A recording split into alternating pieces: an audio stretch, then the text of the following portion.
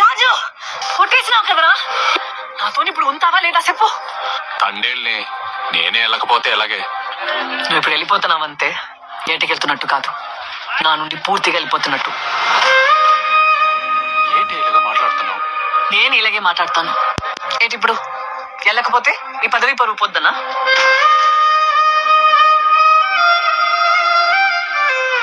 నాకు ఇవన్నీ అనవసరం. నేనా తండేలా? ఈ ప్రపంచంలో నీకంటే ఎక్కువ నాకు ఇంకేంటి లేదే. రైలు దిగ్గానే మా అమ్మ దగ్గర కంటే ముందు నీ కాడికే వస్తాను కదే.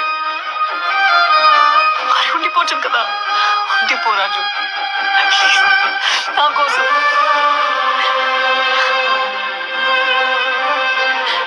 రాజు నా మీద ఒట్టు, ఆఖరిసారి అడుగుతాను, ఉండిపోతావా వెళ్ళిపోతావా?